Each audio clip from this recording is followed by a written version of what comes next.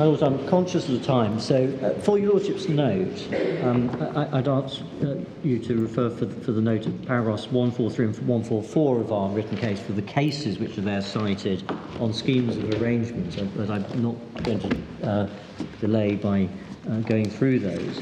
But the point there is we say it's a similar principle applied in relation to those schemes cases, which is not about, going back to my telescope, it's not about a breach of duty by the directors. It's about upholding the integrity of the meeting. The court is looking to see whether the court can be satisfied that the shareholders have been properly consulted such that the scheme should be sanctioned. That principle applies even where there's no misleading, no one's misled anybody, but there's been a change of circumstance, such as, for example, in Regent Jessel. And in that case, for your note, it was held that the court didn't feel satisfied to find that no reasonable shareholder who've learnt of a change of circumstance, a recent acquisition of shares, could have decided to have cast their vote differently when lodging the proxy.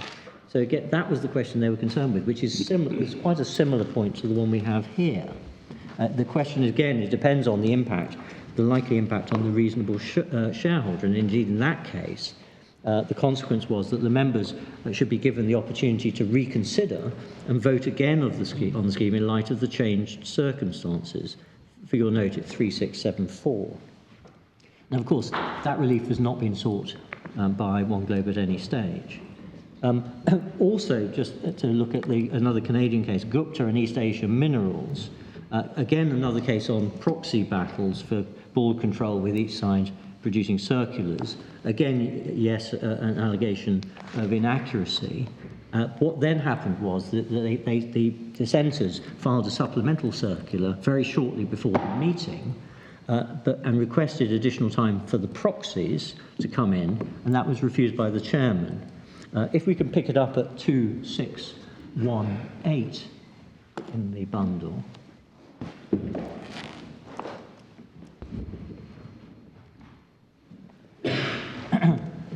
Firstly, again, CLUAC not thought to be not to be followed. Well, it was followed here in Canada again. Axiomatic that the best interests of shareholders and hence the company, that shareholders make a fully informed decision regarding the election of directors, and then another reference below about the vote being necessary and fundamental right of democracy. And then at 61, paragraph 61, at page 2620, it was also again noted that it's an extremely important one, the composition of the board which would lead the company in its business in the future. It's hard to imagine a more important aspect of corporate democracy. And then, again, another reference that the election must be conducted with scrupulous fairness and any advantage being conferred or denied to any candidate or slate. And then, if one moves on to 2621, at paragraph 67, there's their citation of another case, something of Russian doll here, I apologise for that, to Genesis Land Development, again on a proxy circular, again another misleading case. Again, obviously, firstly, this idea that shareholders can say what they like doesn't appear to fly in Canada. And indeed, in fact, the statute provides for specific provisions that if dissenting proxy circulars are misleading, relief can be claimed in relation to it. But looking at what happened in that judgment, the citation in 68 but below, 70, the point it was noted there that in fact the court there directed a postponement of the meeting to ensure that shareholders would have been in the same position as to information as they would have been if proper and full disclosure had been made, and critically they had sufficient time to adjust their decision on proxies if necessary, if the disclosure had been given. I'm sorry, just where is that? You can see it's in the bottom half of paragraph 70. Oh, in the quote? I'm in the quote, as I guess, in the yes, Russian doll. Yes. Yes. Thank you. Yes. And interestingly, in fact, the failure in Genesis was a failure to disclose the formation of a concert party. But just in terms of the postponement, I'll come back to this, in terms of what happens. Well, couldn't there be an adjournment of the meeting? I'll come back to whether or not that's possible. The result will have been the same. it wouldn't have been that the meeting, the business would have been conducted on the floor of the meeting. You would have then had the process that we're talking about, which is you'd have a time for proxy statements, full disclosure, time for the statements from directors, and for the lodging of proxies as appropriate. And in Gupta, on the timing point, it was held at paragraph 70 over the page, that the likelihood was that some shareholders would have been disenfranchised because of how the matter arose at a late stage, and that there was not allowed more time for the lodging of proxies. So again, we say that is analogous to the situation we have, where there would not be a possibility of lodging compliant proxies if you don't know what's going on. And we say again, this is all the cases that we've seen they all involve proxy contests. That's because that is what 1Globe should have done if they wanted to replace the board. And indeed, I'd also worth making the point that we talked about blessings that we have is that we're not spending too much time talking about rights agreements in the round.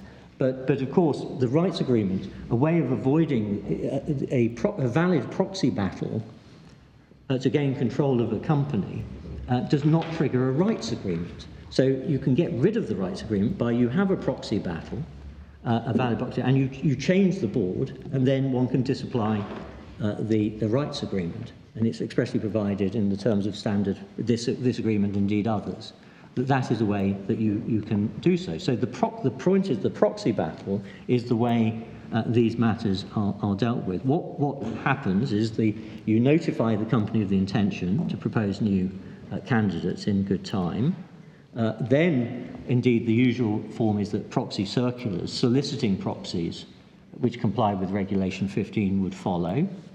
Then the existing directors are provided with reasonable notice of the proposal and are able, because of Section 71, to circulate their statements if they wish as to why they shouldn't be replaced by named individuals so they can make a meaningful statement.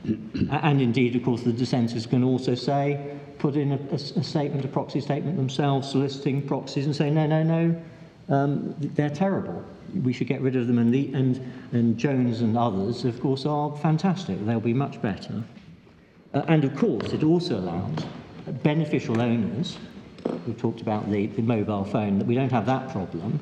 They have time to give the instructions, fully informed instructions, and to fully informed decision making, so that they can appoint proxies to vote for or against their named candidates.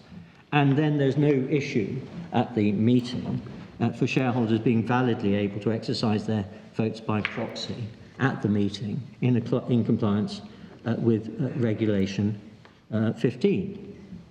That's the whole structure of the statute is to allow and permit that to happen. And we say that the provisions, that all fits together. That's obviously not what happened here. In terms of an adjournment, yes, you could end up, if it's possible, if an adjournment was permitted, and if an adjournment could be secured, and there may be question marks over that in terms of what the power might be in relation to that. But the fact is that the adjournment doesn't affect the expectations as to what would happen in terms of what business could be conducted from the floor, because you'd have exactly the same position. It wouldn't be just raised on the floor and being done. The point is it would not be. There will be the time for the process to allow the statutory requirements to take place. And so it doesn't affect adversely I hesitate before I use the word expectation, but the shareholders reasonable shareholders' expectations as to whether business would be conducted from the floor on the hoof. The point is no, even with the question of adjournment, the answer is of course the opposite. And also, I'm going to move on to back in time and out of North America to 1909 and Betts and McNaughton. We say, I hope I can take this relatively quickly because we've seen the case before, but we say that Betts is an orthodox application of the same general overarching principles, but, big but, very different context and different factual findings. The point is, yes, shareholders should be given adequate notice of matters to be discussed at a general meeting so they can decide whether or not to attend and how to vote. It is worth think we should look it up if we can. 3182. And it's particularly, actually, we can pick it up, I think, at 3187. Now, we've already seen the question, my Lord, my learned friend, Mr. Chivers, took you to the question at the bottom of the page, ought I ought to hold, as to whether it could be competent to put it forward at the meeting. And then over the page, the point was made that in this connection, this is how he got there, and indeed my learned friends accepts this is the basis upon which the decision was made, and that's how they put it in their case. As to the point was about the minimum number of directors was 3, and if any one of the 3 wasn't re-elected, a fresh name would have to be substituted for appointment at the meeting in line 5. And then, again, as we know, the point was raised at about the competency. And you see further down on the facts, he's held on the facts that a reasonable man reading the notice must have appreciated that those present would regard themselves as entitled to make the appointments as they thought fit. But he did so in the basis of having looked at this point as to, well, you could propose other directors at the meeting. Now, our factual findings go the other way, and with no appeal against them. That was that shareholders who voted in advance or chose not to vote had no reason to expect that a different slate of candidates might be proposed at the AGM, taking lordships to that before 23 and also 18, which we say is a complete answer to Betts. But there are also further distinguishing features. The first is that the Betts notice was very different. It referred expressly to, with such amendments and alterations as may be determined upon at the meeting. It therefore did expressly contemplate the possibility of amendment at the meeting. Our notice, 687, did not contain such language.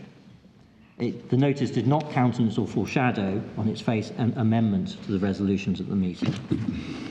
Secondly, the proposal in Betts was very different. It was not to replace any of the directors, but rather to appoint 2 additional directors to the 3, which is obviously quite different. For example, had Section 71 existed in England and had it existed in 1909, it would not have been engaged on this scenario. And the facts of our case, again, different. Our case, the proposal was to replace 4 out of 5, and it was proposed to limit the maximum number of directors to 5, as against the 15 permitted by the bylaws. That was the dissenting shareholders' amendments. That's very different from appointing 2 directors in addition to the 3 who were nominated. Thirdly, and importantly, the constitutional position, very different. As I said, we see that the reasoning flowed, as 1Globe points out in its written case, from the possibility that if one or more was not re-elected, given the form of the articles, it followed that a fresh name would have to be submitted from the floor for approval at the meeting. That's the finding in the judgment. That was firstly because the prescribed minimum number was 3 and there were only 3 candidates, but also the terms of the articles. Neither applies in our case. The first, the bylaws of Sinovac, bylaw 8.1 field note at 519, provides for a minimum number of only 1 director. So even if only 1 director of the 5 was re-elected, there would have been no necessity for fresh nominees. And I should note, of course, that in our case, the dissenting shareholders were not seeking to replace all of the directors. They were trying to replace 4. They proposed... But just in terms of what a reasonable shareholder getting the notice could be taken to expect, I mean, there could be a non-election of all 5. I'm about to come to that. But no, my Lord, you're right to... But just for the facts, to complete the facts, Mr. Yuklam Low, one of the existing directors, and indeed another member of the independent committee, was on both ballots. But secondly, my Lord, yes, the point is different. If none of the directors were re-elected, the procedure was different from in Betts. Section 72, perhaps I should show you, 1757. Just before we do, how does 8.1 work in a situation where at an AGM, proposed re-elections are outvoted, fail, to the continuity in office of that director who has not been proposed to be re-elected? I'm sorry, I didn't... Forgive me. How does 8.1 work at an AGM where a proposed to be re-elected director is not re-elected? Yes. Does he cease office? Because it contemplates that he stays on until his successor has been. What I think I'm groping towards is that this seems to contemplate that where somebody is, well, all the directors, I think, cease to hold office at the AGM. Yes.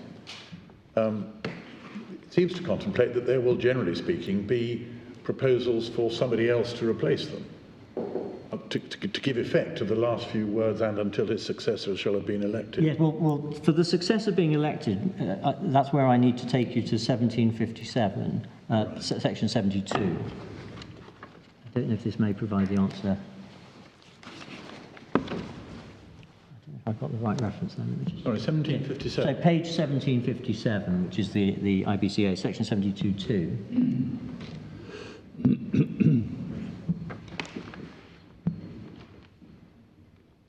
So this is if there's been a failure to elect the minimum number of directors required by the articles, directors then in office must call a special meeting to fill the vacancy. And if there are no directors in office, the meeting can be called by any shareholder. So the point I was making on bets is that, unlike the position in bets, where the judge held that the proposal is you would put for the meeting if everybody goes, or indeed even below the minimum. Here, what happens is you have a new meeting. So it's not the anticipated that this would be moved from the floor of the meeting at all. Well, let's see.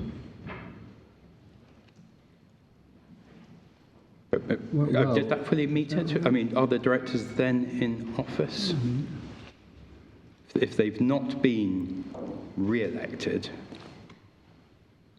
and this says the directors then that in office was must my fulfill Lord Hodges' point, which was the other provision. I'm now trying to remember the reference to it. Is that unless you're actually removed, you continue in office. Yes. I suppose. But remove directors. I mean, Continue in office until the next annual shareholders. unless you've been removed. Yeah.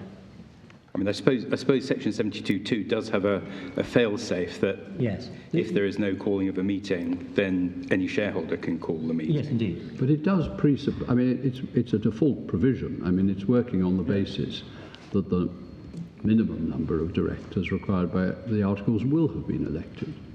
So if you had, I mean, supposing there were here a minimum number of 3, and some of them are some of the proposed new directors are simply cannot be reappointed through death or illness or whatever it is.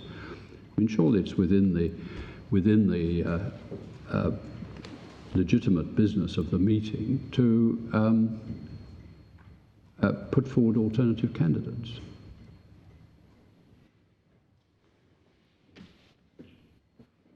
You don't then go to 72.2, I would have thought. No, I mean, I think we start. I mean, I agree we might have a Regulation 15 problem. Yes. I do understand that. Yeah. But leaving that on one side,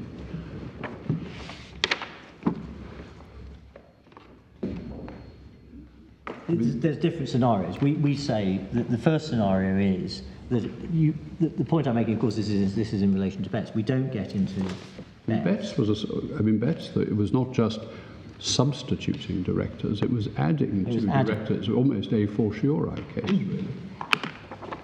But we say, of course, that's in the context of my next point, which is that this is a very different regime, and if bets applied, if we were in bets, 71 wouldn't have applied. And to that extent, my Lord, I agree with you, Lord, on bets, that it's a different scenario. But Indeed, in fact, it's a very different position in England even then, because in 1910, even the English provisions about removing a director did not exist. They weren't enacted at that point. Right. And of course, we also have Regulation 15. So, and indeed, yes, we say that if Regulation 15 had applied, well, how would they have voted to appoint additional directors? I'm not going to go around the houses on the SEC again, but we say also, again, share ownership. We've got, in our case, I'm not taking a point on proxies per se. Proxies I accept that the idea of proxies has been around for a while, of course. But here, again, the broker nominees, this is a very disjointed chain. And we say that the shareholders' reasonable expectations, we say, are that full information will be provided in good time before the meeting for anything material, so that the beneficial owners can decide how they're going to cast their votes, particularly in relation to such an important question as noted by the Canadian authorities. So we say factual findings the other way, and all of these distinguishing features as regards bets. My Lords, subject to anything else that you have on the AGM, I'm going to move on to the discretion of discretion. Your Lordships have indicated on this that you will hear this de bene esse. And as I indicated yesterday, we note that the discretion ground of appeal goes beyond the existing AGM grounds. Firstly, it was argued in their written case, paragraph 136, for example, that the judge, in our case, found that the resolutions had been passed as a matter of law. I've already addressed you on that point. We say that is incorrect as regards Section 71 and the IBCA regulations. And what he said in the judgment about, if I can put it that way, the language is not consistent with the suggestion that the resolutions had been passed as a matter of law. He certainly didn't use that language at all, or anything like it. The second argument that is made is that the judge exceeded the scope of his discretion, which it is said by 1Globe was limited to the nature of the relief. And we say that it provides a judicial discretion both as to whether to grant relief and then to make any order as it thinks fit. We've seen CLUAC. I'm so sorry, could you just repeat that? You Yes. say... Discretion as to whether to grant relief, and there is also an express reference to make any order it thinks fit. We've seen CLUAC, but Dumont is worth looking at very briefly. It's a point I think my Lord Richards made, 2501.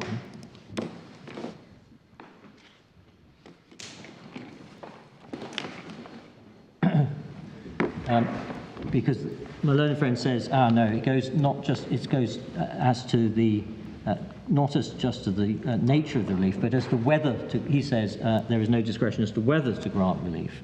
Now in Dumont, at 56, the wrongdoing point, as my Lord Richard said, was he was referring to the judgment rather than, in our case, not dealing with dishonesty, wrongdoing. But 4 is particularly noted, the essential fairness of the electoral process. And that is addressed in paragraph 47 of the learned judge's judgment, sorry, at page 31. So the discretion in this case went to the availability of relief, not just the form of relief.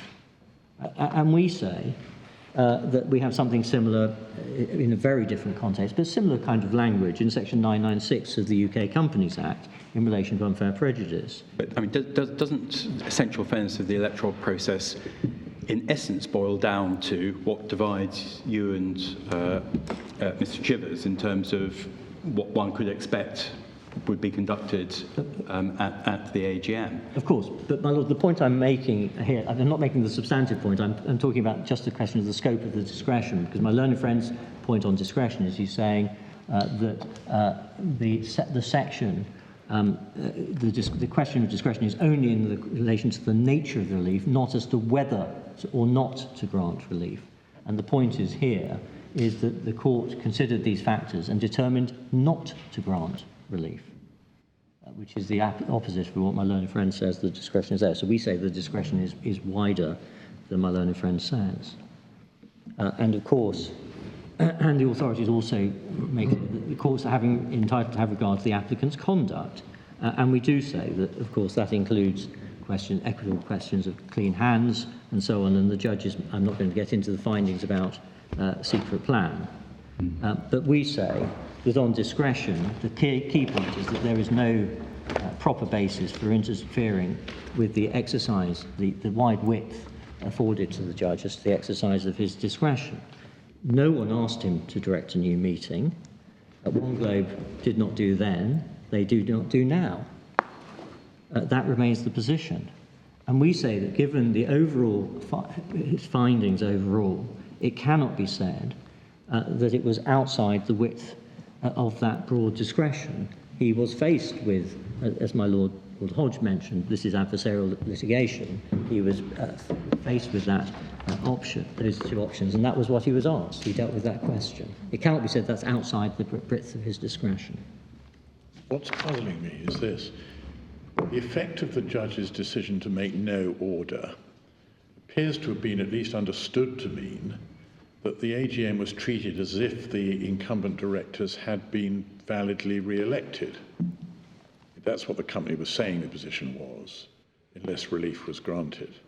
But I don't quite understand how the judge's findings of fact about the meeting led to that conclusion.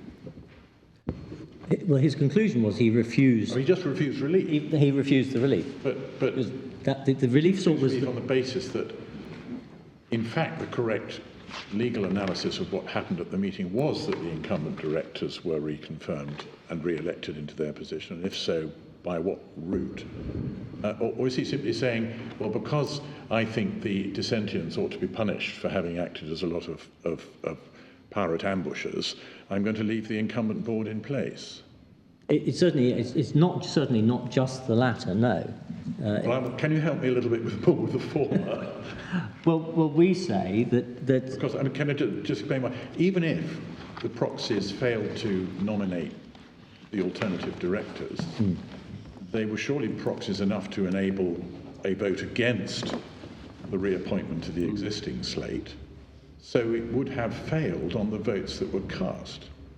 And there would have been just one director left, I think, because I think his continuation wasn't being opposed.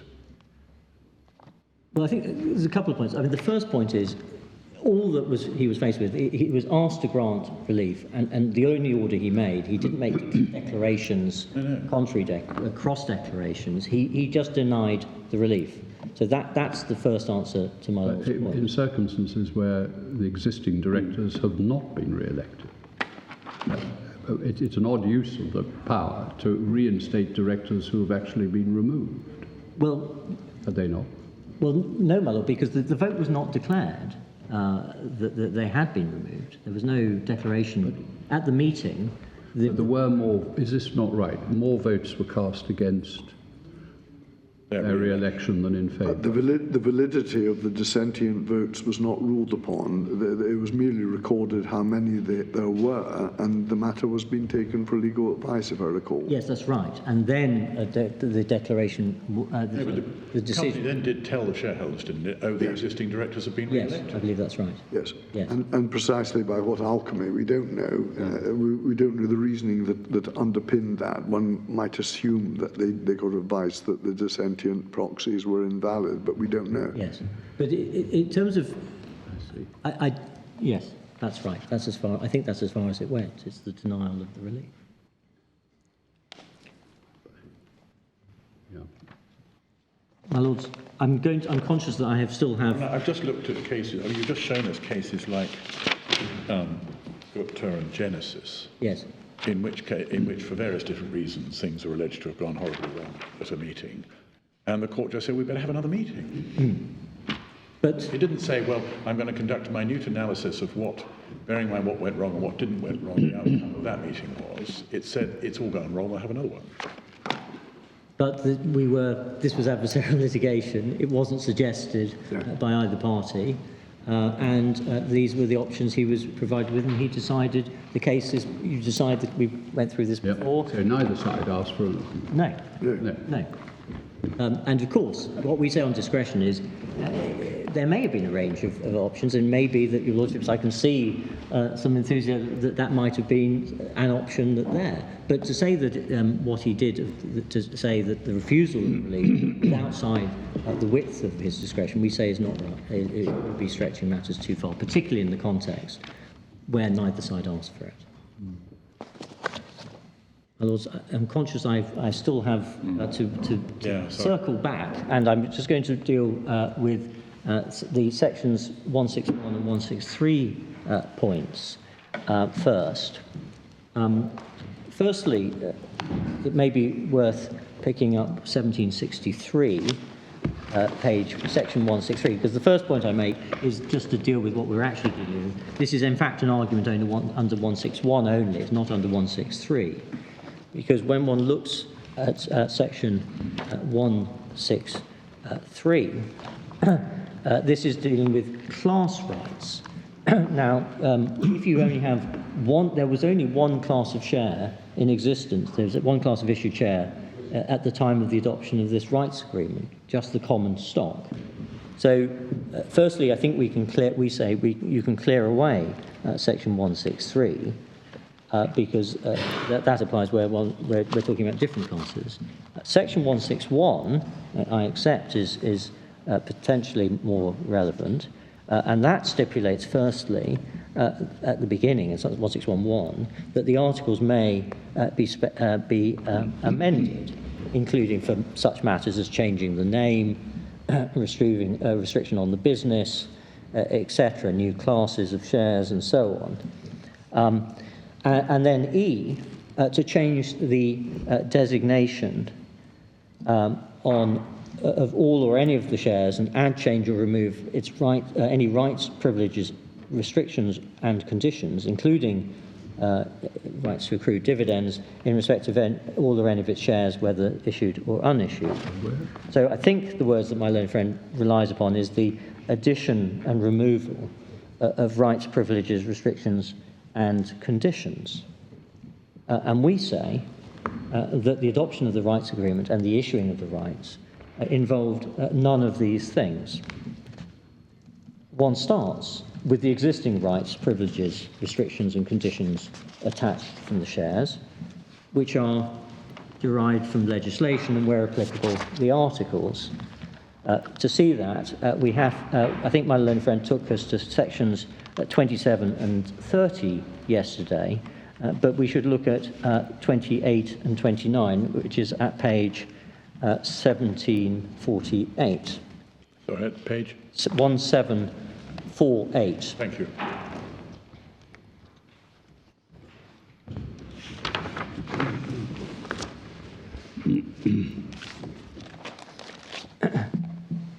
So 28, where a corporation has only one class of shares, the rights and holders are equal in respect of the right to vote, the right to receive any dividend, the right to receive any remaining property. In fact, in 29, where you have more than one class of shares, those must be set out in the articles. So all that section, if one wants to turn back to 161.1e, all that tells us is that the shareholders may by special resolution amend the articles, which in turn stipulate the rights, privileges, restrictions, and conditions attached to the shares if you had multiple classes, but with a single issue class, then it's 28 of the IBCA, not as were not varied by the articles.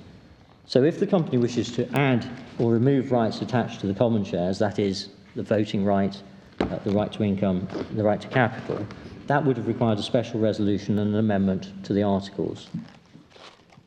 Now, White and Bristol Aeroplane, we don't need to go to that, but of course we said none of that happened, none of it was required, for the same reasons. But Section 28 isn't intended to be an exclusive definition of the relevant rights, is it? No, but no other rights, I believe, were allocated in relation to the common shares in our case. The point is, though, that the rights attaching to the common shares in our case remain precisely the same after the issue of the rights as they did before.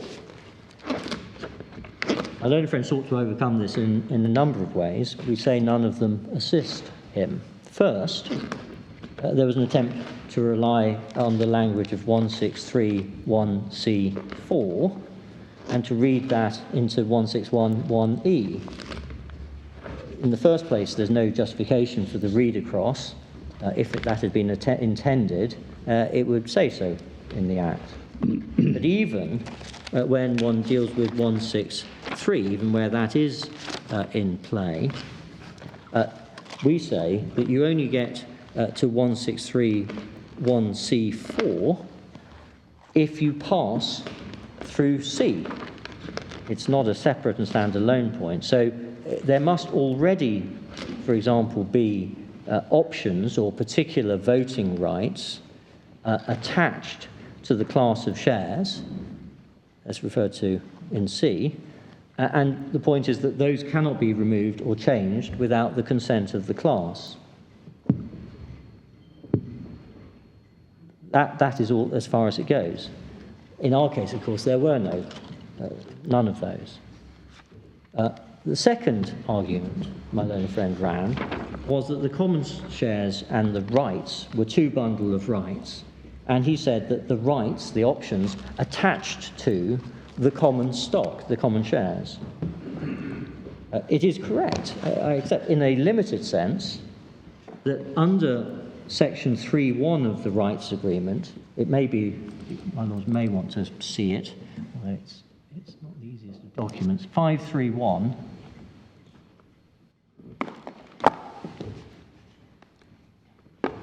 In the first three lines, and then unfortunately one then has to go down a fair bit, the point is that, let me tell you the point and then we'll see where we can find it in the text, but until the 10th day after trigger... It's about halfway down. Exactly, it's just by the punch, yes. Yeah, it's just the punch on the right-hand side. Exactly, yeah. my lord's better eyesight than me. So the point is that until 10 days after the trigger, the rights are transferable only in connection with the transfer of the underlying share. It's put in a negative way, but that's the effect. But all that is doing is it's delineating the right terms of the rights themselves. It is doing nothing whatsoever with the existing rights attaching to the common shares, which remain precisely as before as regards voting, income, and capital. To give a sort of comparable example, a company might decide to issue preference shares to each of the holders of the ordinary shares, and those preference shares may provide for preferential dividend rights, for example. Do the rights of the preference shares merge with those of the ordinary shares? No, they do not. Is the answer any different if, in addition to prescribing the preferential dividend rights, the company also provides that those preference shares may only be transferred with the ordinary shares? We say no. All the company has done is specify the terms of the preference shares. It has not done anything with the rights attaching to the ordinary shares, which remain precisely the same as before. My learned friend said that the problem was that the rights having been issued, the holders of the common stock no longer have their earlier rights because, I think he said, they can't agree with another shareholder how to vote, or they can't acquire more shares.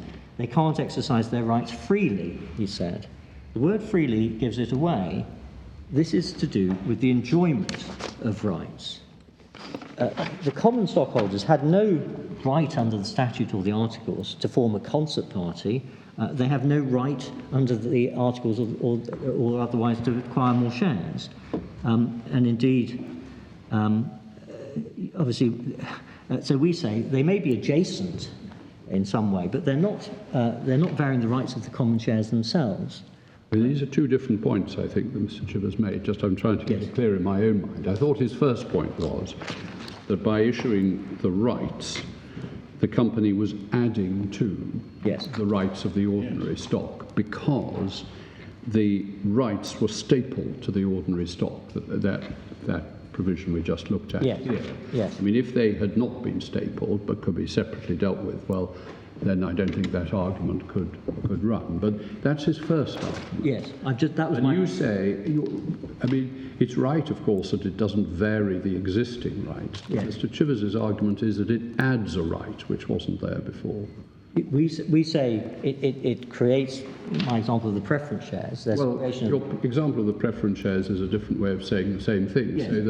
So that after the creation and issue of the preference shares, which are stapled in your example to the ordinary shares carry not only a right to, as it were, the ordinary dividend, they also carry a right to a preference dividend. So Mr. depends what you Chivers' mean by argument would be stapled. that I mean, it has, the critical point is the stapling, that you can't separate the preference share from the ordinary share. That would just be, it's a difference of form, but it's as if you had provided that the rights attached to the ordinary share include a preferential dividend right. That's the argument. That's the argument, yes. but we say that the definition of the way rights are defined under the statute is very precise and narrow. It is not a question of enjoyment. It is as delineated as set out, and we say that the ordinary shares carry the same rights as in White and Bristol. I mean, I think Mr. Chivers disagrees that they continue to carry those rights, but his argument is that they now carry an additional right. So he says that the effect of this is to add to the rights of the common stock. Yes. Well, we say that the stapling does no magic. It does not create an addition of shares to rights to the ordinary shares. Supposing the articles had been altered to confer on the ordinary shareholders this right as contained in the rights agreement. So you didn't have a separate sort of rights agreement. You put it into the articles and said that these are rights that are attached to the ordinary shares. Would that be an addition of rights? That may be different. But the difference may be one of form rather than substance. Yeah. And I mean, in stapling, one can play with the metaphor, but Yes. I mean, isn't the practical reality that you only got one of these certificates if you held a common share? You needed to hold the share, and then the rights agreement comes in, and lo and behold, you've got a right to a certificate as well. Yes. But the certificate has to remain with the ordinary share. You can't then sell the certificate separately. Not for all. Unlike it, yeah. So I'm just going back to that. Why do you say that fails to satisfy Section 1611E? As a pure addition. Yeah, it adds rights in respect of all or any of its shares. We say one has regard to where the rights are as defined, because we see that it's under the statute, and we say that those are not added as per the definition of the statute, which is very narrowly defined. What rights are narrowly defined? As to where one finds them, yes, it's those statutory rights. Well, I mean, you've showed us Section 28. Yeah. That is expressly non-inclusive. Yes, I accept that. So where else do we find a statutory definition which would exclude these rights as rights which are added? I'll just have a look at 28. Well, one would see that, for example, in 28, if there were if one had separate rights, then they would need to be in the articles under Section 29.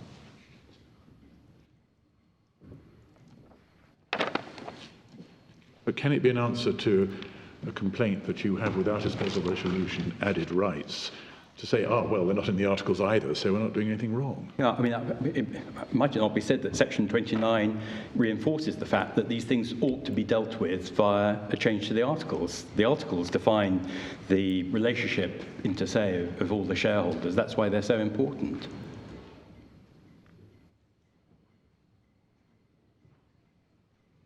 I'll see if I'll move on and see if I both. just some thought, but I think there's my submission on it. The final point I was going to make on this is that these provisions, of course, are, as we've seen, Canadian in form. These rights agreements, as we know, are a common feature an established feature of the M&A market in Canada. They've been there for almost as long as Delaware, and they remain an established feature of the landscape. The IBCA follows the Canadian model and these provisions in particular. If this were, we've seen there's quite a lot of case law in relation to challenges to rights agreements in Canada. We're not aware of this point ever having been taken or run. I accept it's not an answer in itself to the question. I mean, in a sense, they could remain part of the landscape if this argument is right, if one did it via a special resolution. The point I'm making, no one has ever challenged them on this basis. But have they been done by special resolutions in all these other cases, or? No, my lord. No. All right. They're adopted. These plans are effectively vanilla. They're done in the same way. They haven't. They have the same common forms. This is how they do them in Canada. If this were a good point, one would expect it to have been taken and dealt with in Canada. It hasn't been, and we say that supports the fact this isn't a good point. Yes, I mean, another way of looking at it would be to say that a new bundle of rights is given to someone, qua shareholder, and is linked to the shareholding at least for a period of time. Yes. But it is a separate bundle of rights rather than an alteration of the rights that the shares themselves give. That's my point with that the is your point, as I understand it. It is. And then, my lord, I move on to dividends, which is this is a new point. Just to be clear, we are de bene on this. The first point I make is that this was not a point run at first instance or on appeal. It is a new point. I do reiterate the points that I made in my written case and my oral submissions, that we say this is not a point that your lordship should give permission in respect of this to advance this new point on second appeal, having regard to Baker and Gruel's in particular. And we say that your lordships have been deprived of the opinions of the local courts as to the meaning of section 52 of the IBCA, and in particular the alleged limitations on the word dividend. It is a point, particularly as my learned friend developed it orally, which we say may have very far-reaching implications.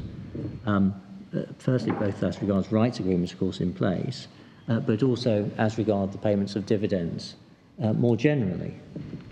And we say that not having had the opinion of the local courts on these provisions, in relation particularly where these are provisions where, in relation to statutory provisions, which are very different from the law of England and Wales, and indeed may be adopted in other offshore jurisdictions elsewhere as well, that the far-reaching implications are such that this is not a point that should be engaged with without the benefit. It cannot be said that you could not have benefited from the opinions of the local courts in relation to their local statutory provisions. The mechanics, we were spared, I think, most of producers' pipelines, and we don't need to go there, but the case does, in fact, at paragraph 8, have cites with approval an academic article in terms of how rights are dealt with, rights plans are dealt with. Sorry, paragraph 8. It's paragraph 8 of the judgment. Of the judgment. For your lordship's note, 204.4. And it points out that the rights are distributed in that article. It may be that we should turn out the article which is then approved, which was approved in that case in Canada, 4289. It's a different article, I'm sorry, but another article. Okay, you referred to paragraph... It's paragraph 8 at 2044 for your note. Oh, I'm sorry. And which judgment is that paragraph? That's the judgment in Producers Pipelines, which was... I'm sorry, I'm sorry, I do totally... Producers Pipeline, paragraph 8, page number... 2044. And it cited with approval an article which pointed out that the rights are distributed. And indeed that is how, as I said, the mechanism has been done. If one turns up another article... Yes, at 4289, this is a further article on rights plans. And at 4289, 42 it starts with the Canadian context, so we're dealing with Canada. And then at 4290, at the bottom of the page, the corporate law regime, several corporate law issues arise when the plan is adopted, such as the board's authority to issue securities, to declare dividends, and then it says brackets. All poison pill plans involve the issuance of a pro-rata dividend to the common stockholders. Just give me the paragraph again. I'm so sorry, my lord. It's 420. So 4290 is the page. 4290. Okay. And I think you said this is an article, but different from the one that was referred It to. is. Yes, Sorry, I missed. I've got the wrong I'm sorry. page. So, and then the paragraph. Right, it's at the bottom of the page. Yes, it I've says got it. corporate law regime. Certainly. And it says various issues arise when it's adopted, such as the board's authority to issue securities, to declare dividends, brackets, all poison pill plans involve the issuance of a pro-rata dividend to the common stockholders to allow them to purchase shares at a discounted price. And then it goes on in relation to redemption of securities. And then the point is returned to if one comes back at 4292, in the middle of the page, declaration of the dividend. It says shareholders' rights plans contains different features. Virtually all rights plans involve the issuance of the right as a pro rata dividend. And then I've lost you. Where have you got to? I'm so sorry, my lord. In the middle, sort of just above the middle of the page, there's a heading, Declaration of the I Dividend. got it. Thank you. Yes. And then it says shareholders' rights plans, as we previously noted, contain different features. Virtually all of the plans involve the issuance of the right as a pro rata dividend. And then it is said, under corporate law statutes, directors have a wide discretion in declaring dividends. A board of directors may pay a dividend by issuing shares of the corporation. They may also pay a dividend in money or property. The only statutory limit imposed on directors is the solvency tests designed to protect the corporation's creditors. And then he refers to two sections. Is that right? Isn't there rules on maintenance of capital as well? As a limit? Don't take up time. Yeah. Well, there is. Yeah, there is, yes. Yeah. These provisions are very similar to the ones in the Act we're looking at, aren't They are, indeed. 42, for your lordship's note, I'm not going to turn them up, but 1780, 1780. It doesn't quite explain how virtually all rights plans involve the issuance of a right as a pro rata dividend then fits in with the next paragraph. That's the issue, really, isn't it? You say, I think, it's property. Yes. I mean, What value do you attach? Forgive me. So, I mean, how do you... I mean, I find that quite a difficult concept because what the right is a right to a bonus issue of shares. yes. So, and when you have the bonus issue, you then pay up. You move a sum, the nominal value, from P&L to capital account, as we know. Albeit that When the right is exercised. but that is, obviously, that is below the line. Yes, The asset. that is treated as a sort of dividend. I mean, Yes. But the right, I mean, that is just the right to an issue of a bonus share in due course, isn't it? I mean, I'm forgetting about the subscription rights. Yes. But Well, exactly. I wanted to come Okay. on to that. All right. I will get there in a scintilla of time. I hope. okey-doke. So, yes, first point is that these provisions are, as I said, I gave the reference, they are the same, very close to the ones in our case. There is one difference, which is that Section 43 of the IBCA, in relation to unrealised profits, does not appear, I believe, in the Canadian provision. We say, for my submission, that doesn't matter.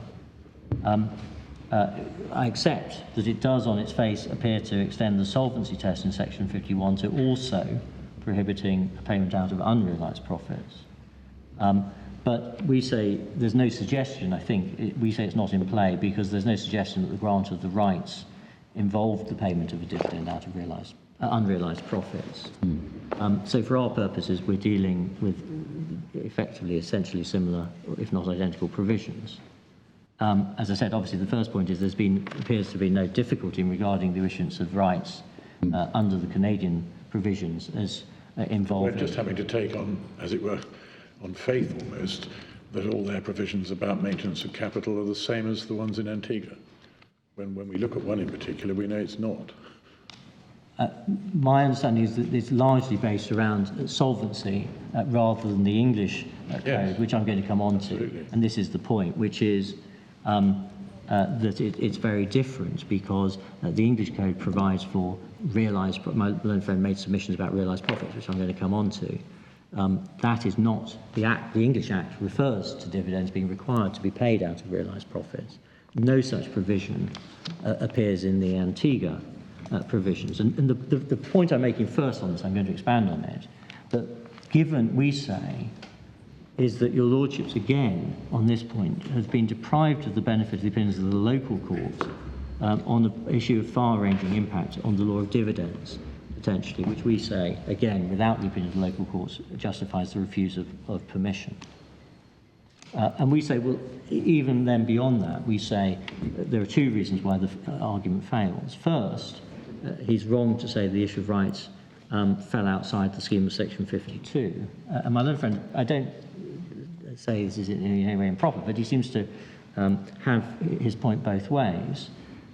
His case for mandatory leave is that the rights are valuable property because he says that they exceed the $1,500 threshold.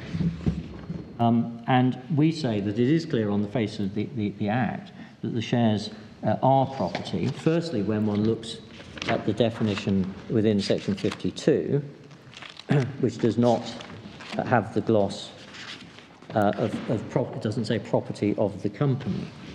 And when one looks back at 27.2 in the Act, which is at page 1748,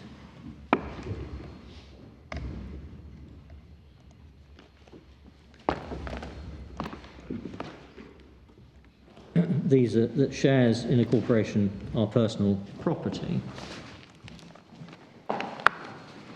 And so we say, well, the rights are property there. And then my learned friend referred yesterday to the shares and the rights as two bundles of rights. And we say we don't disagree with that. We say there is no reason why one but not the other would be property, just as shares are property, so is an option property. And then that is within the definition of Section 52. And then we're left with the argument that the issue of rights could not be a dividend because it didn't involve a diminution of realised profits. That was my learned friend's argument.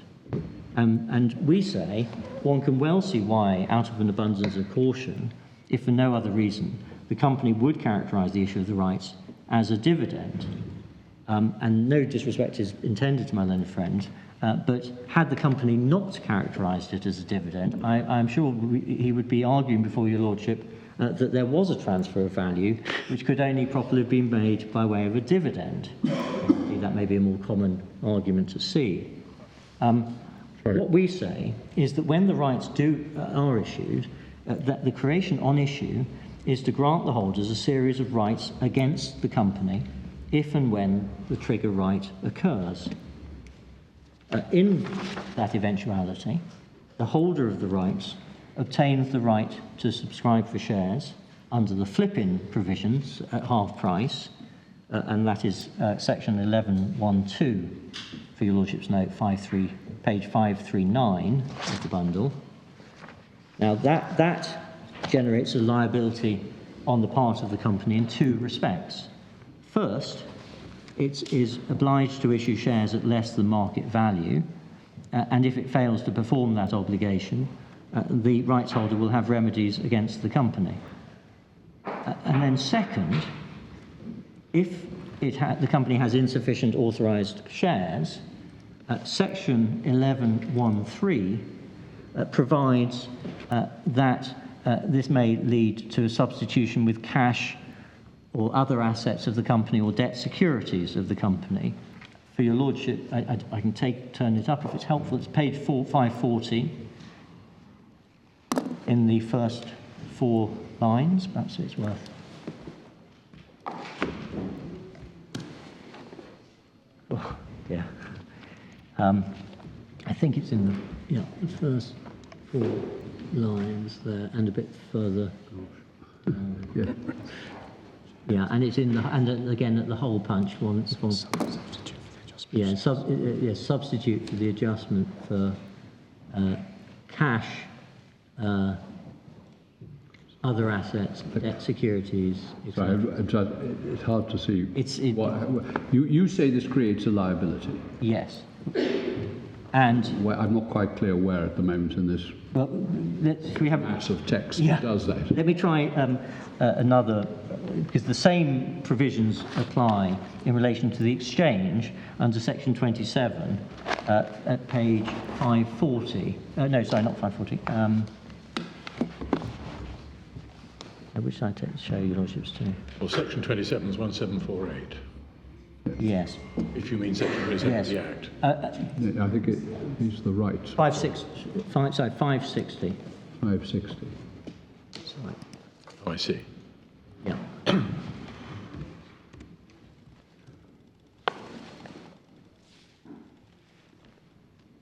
Yeah. 27.2. Yes, 27.2. No, it's No? it's three. Oh, that's procedures. Insufficient shares. Yes. The company may, at its option, In the third line, cash, other equity securities, debt securities, other assets, any combination, based on a market price of shares, etc. So there's a formula.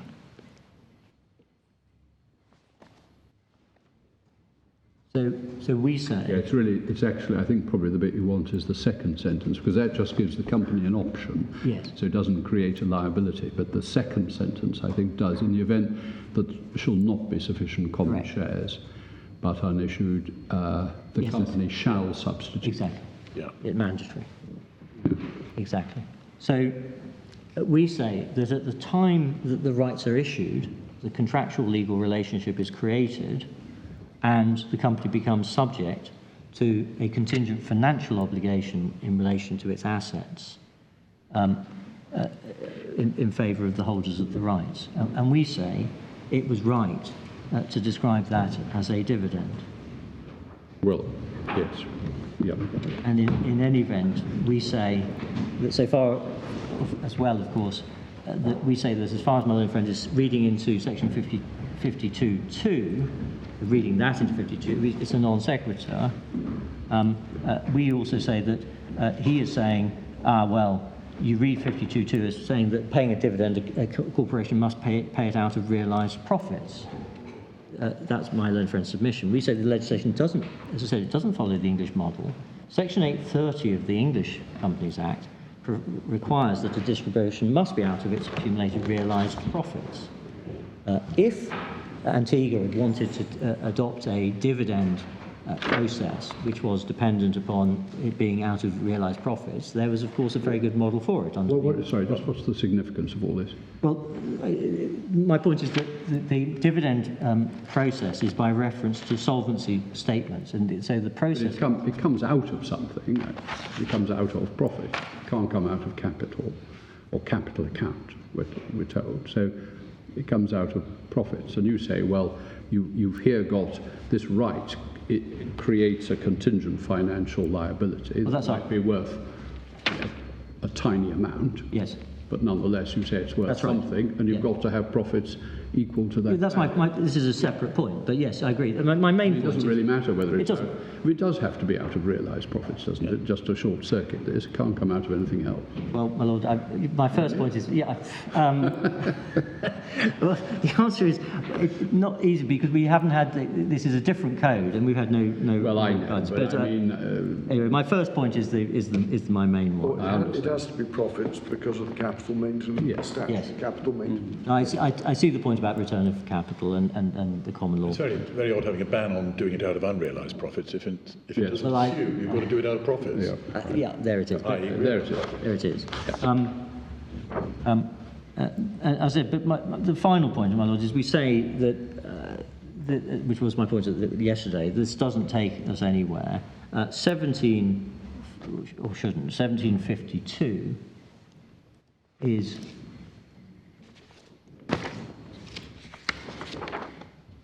section 35. There's a corporation, this is the express power to grant, for the corporation to grant options. And my learned friend did not dispute that the company has the power to grant options. Sorry, which provision is this? 35, section 35. Oh. Corporation may grant options or rights to acquire shares. So there's a separate, quite apart from the dividend power, there is a right, there is a power to grant options. I also don't believe it's disputed that it's disputed that the power vested in the board of this company under the general powers of management. It certainly is not reserved to shareholders. So on any basis then, the board had the requisite powers to do this. We say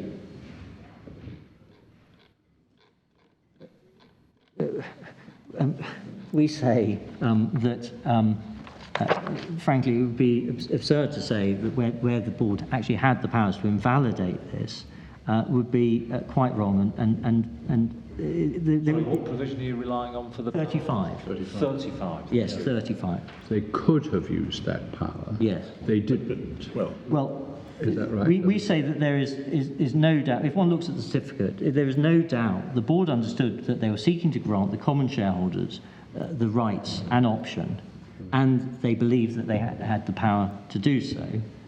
And the mechanism they used was the established Canadian mechanism of dividend, but you say that's not, even if the dividend mechanism doesn't work, you say that's not invalidating because they still had a power to issue options. Correct.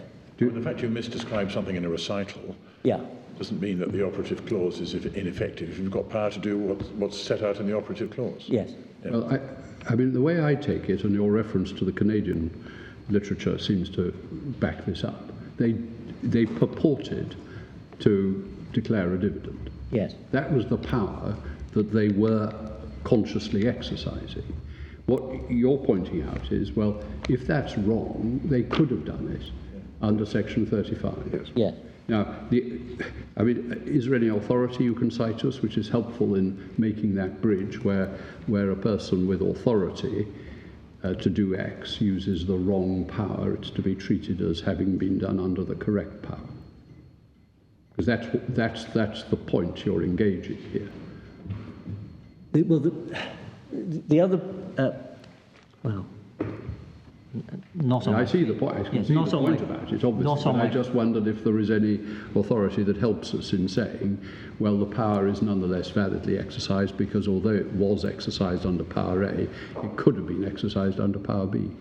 The answer is on my feet. I don't. No, okay. But There may well be analogies in public law in relation to subordinate legislation or bylaws. Yeah.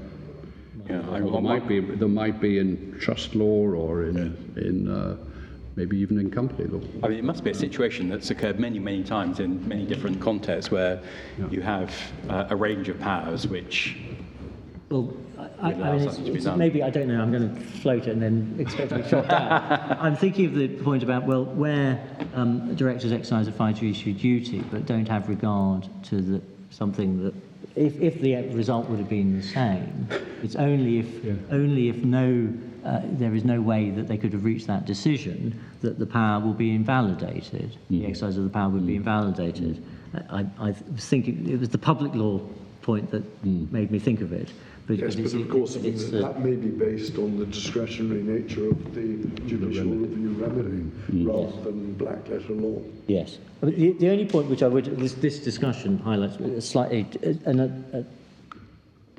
not the same point, but a point which is close by, which is in terms of how, in terms of this point, whether your lordship should hear this point, is that we say that it also cannot be said that the trial would necessarily have been conducted in the same way if this point had been alleged and run. So, for example, my learned friend said on his feet, oh, well, we don't know if you need a deed or not, and we don't know about there may be questions about, well, the value of the rights. How do you say, how do you value the rights?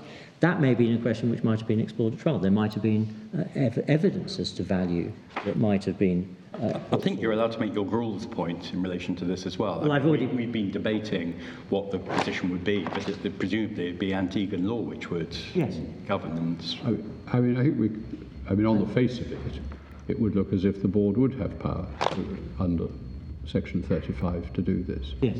I mean, if there is any Antiguan law on the issues we've been debating, it's not been referred. We've not been referred to it. Anyway. No. Is there anything other than the recital on page 525 in the rights agreement that describes this as a dividend? Or that necessarily means it's happening by way of dividend? My Lord, if your Lordship's asking me to tell you on my feet I'm sure the you know. entire... I'm sure you know. Yes, Your Lordship, of course, it will be. It's, Well, it is a recital. It's a statement of fact. The board of directors has authorised the company to enter into this agreement, authorised and declared a dividend of one right. So it's a statement of fact by the company as to what it has done. So I don't think one could really go behind that. I think we need to let Mr. Boggs finish his submission because the time is running out. And indeed, I promised my learned friend 45 minutes, and I'm a minute out. But my Lords, those argument submissions, we say that your Lordship should refuse permission in relation to the new matters which are de bene esse, and you should refuse and dismiss the appeal in relation to the AGM. Thank you very much. Yes. Well, on to the final run. I said, in answer to a question from the panel, and my learned friend said this morning, that there was no application for a new meeting. It's not right. We have found at page 404 of the bundle, if you look at the skeleton argument below, Whose skeleton is this? this is the claimant's skeleton below. And when you say below, is this trial or court? Trial.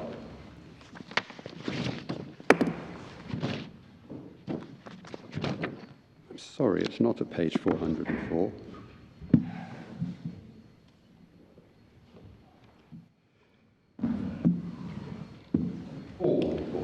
Or one for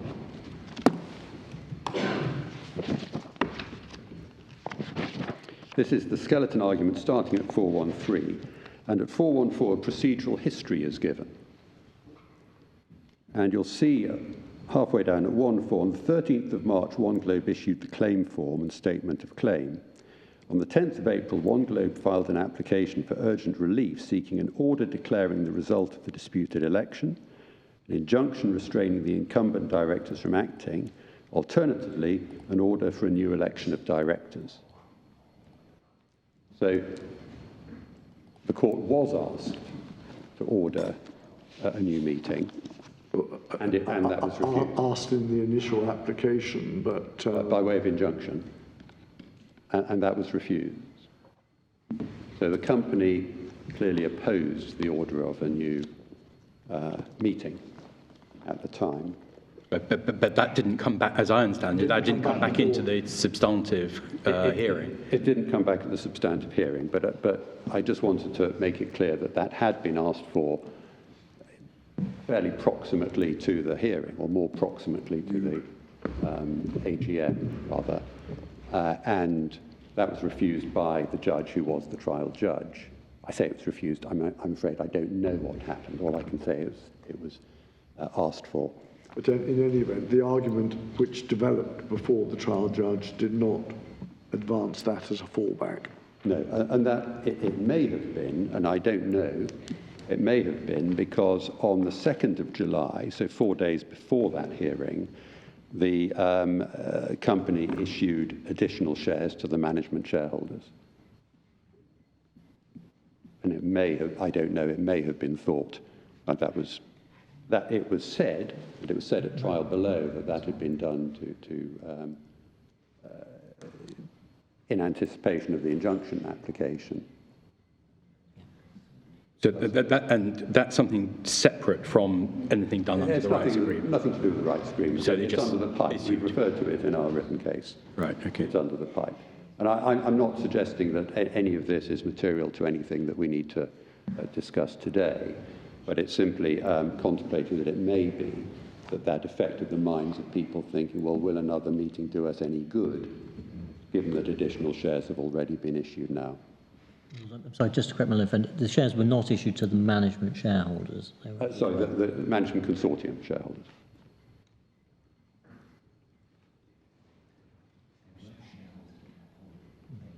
Okay.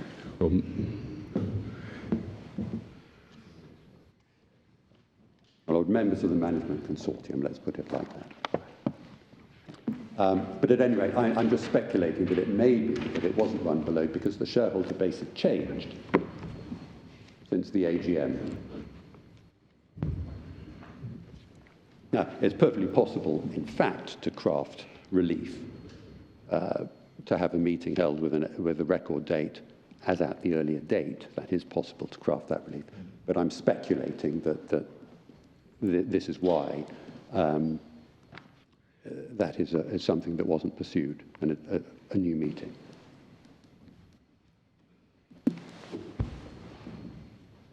And there has been no subsequent AGM, so there hasn't been any new meeting since then. The AGM we're concerned with is the last AGM that the company has held. What has happened to the company, very briefly, since then, the last 6 years? No AGM? It's under the control of the existing directors. But have they all been re-elected year after year after year at annual general meeting? No, there haven't been any annual general meetings. Is that because there's an injunction stopping them? No.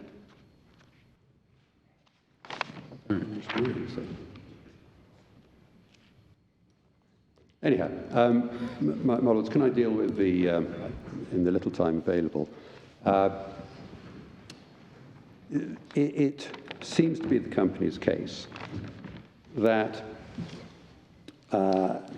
because of the mosaic of issues, there is some alteration in the law, if I can put it that way, regarding the notice of meetings.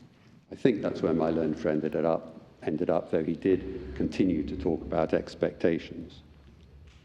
Well, actually, as I understood it, I think he was saying that the law's the same, it's the best test. What would a reasonable shareholder understand from the notice of the meeting? And the reasonable this is my understanding of the argument, the reasonable understanding of a shareholder in the context of this company would have been different from that of a reasonable shareholder in the context of BETS. Well, my lord, yes, I'll come on to that. But if one can deal with why then it said that this arises. The next thing I wanted to deal with was the proxy online voting issue my learned friend went back to. And this was something that the learned judge used to distinguish BETS. He said it was out of date now. Well, insofar as he was referring to online voting, he was wrong. Insofar as he was referring to proxies, that wasn't a basis to distinguish BETS.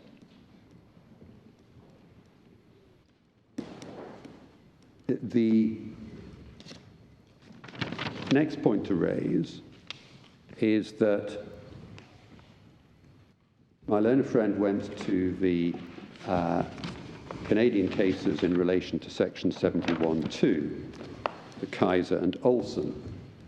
Now, in Kaiser, that was a case where there was a single shareholder who, in a manner that we don't know, had apparently removed a director, and the director complained, exercising his personal right under the section, and the court granted that relief. Now, there was no suggestion in that case that a shareholder had been deprived of any right. Indeed, the case was in opposition to the shareholder right. You take the whole bundle of shareholder rights together, namely one shareholder, despite that shareholder's wishes, the director had a personal right to be reappointed because he hadn't been properly removed. So it's impossible to say from that case that Section 71(2) has any bearing at all on shareholders or the notice that has to be given to them.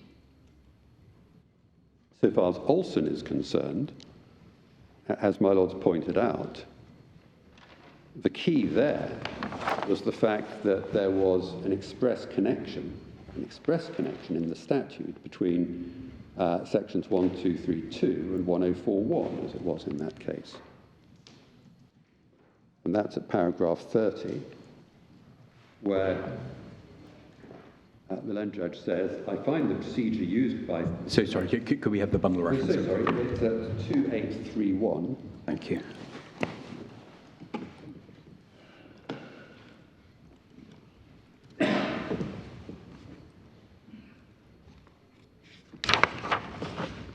I find the procedure used was contrary to Section 104, given the express connection, the failure to follow the Act in respect of a resolution cannot be allowed to stand.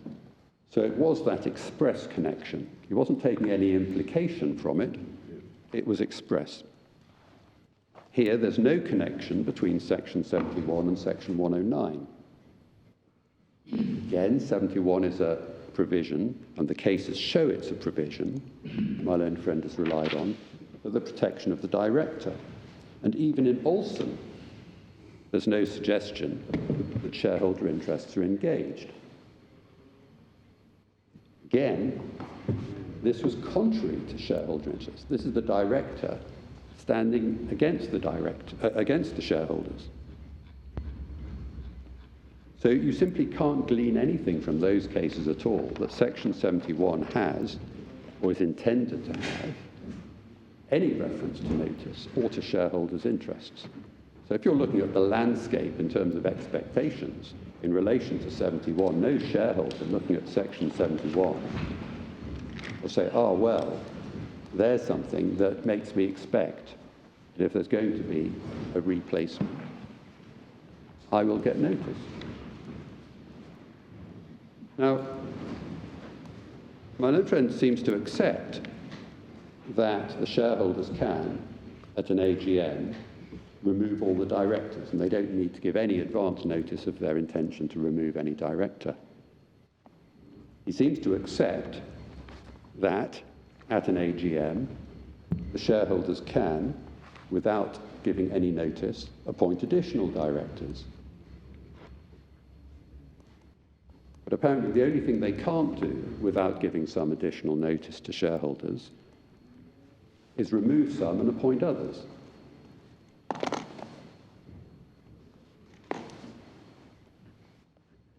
So if his case is that if at the meeting the shareholders remove all the directors, by virtue of Section 71, they have no power to replace the board. That's his submission. And because there are no directors, one of those shareholders has to call another meeting. And it goes further than that. Even if they don't remove all the directors, if they remove 1 out of 5 directors, the meeting doesn't have power to appoint a director in their place. And that is the effect of Section 71. Now, quite simply, there is no connection, express or implied, between Section 109 of the Act and Section 71. Section 71 does not create some special notice regime for the replacement of directors at an AGM. And that we say, is the end of it.